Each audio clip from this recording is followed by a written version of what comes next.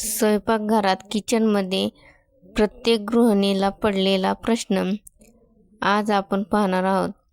भाजी करताना प्रत्येक गृहिणीच्या मनामध्ये काही ना काही असे अनेक प्रकारचे प्रश्न पडलेले असतात. आज आपण भाजीमध्ये कोथिंबीर घालण्याची योग्य पद्धत पाहणार आहोत. कोथिंबीर घालण्याची योग्य पद्धतीविषयी माहिती घेऊयात.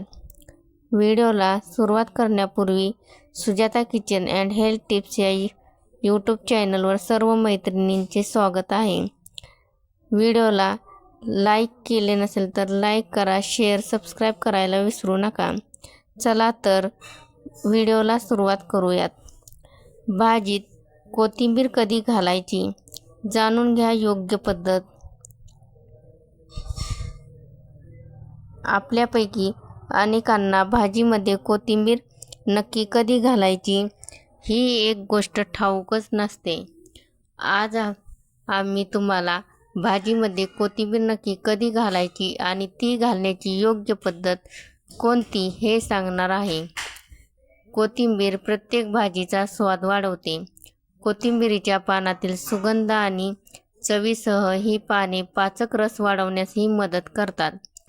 कोथिंबीरीच्या सेवनाने पचनसंस्थेचे कार्य गतिमान होते. त्याशिवाय या पानांचा वापर आरोग्यासाठी सर्व प्रकारे फायदेशीर आहे.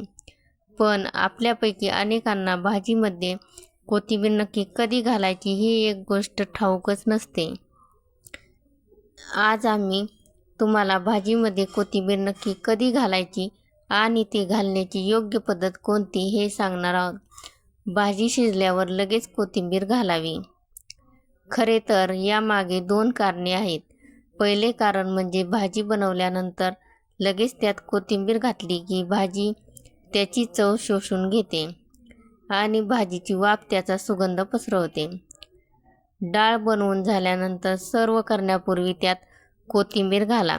कारण डाळीत आधीच कोथिंबीर घातली तर सर्व करण्यापूर्वी कोथिंबीर काळी पडते. सर्व करण्यापूर्वी सलाडमध्ये कोथिंबीर घाला.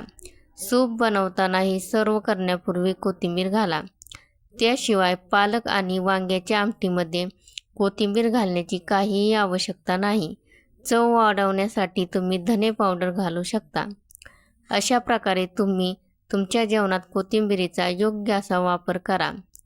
तसेच भाजी किंवा डाळीसाठी कोथिंबीर वापरण्यासाठी सर्वप्रथम कोथिंबीरीची मुळे कापून काढा आणि चाकूच्या मदतीने त्याचे छोटे तुकडे करून भाजीमध्ये टाका. असेच नवनवीन टिप्स पाहण्यासाठी Sujata kitchen and health tips या चॅनलला सबस्क्राईब करायला विसरू नका. व्हिडिओ आवडला असेल तर लाईक करायला विसरू नका. थँक्यू. धन्यवाद.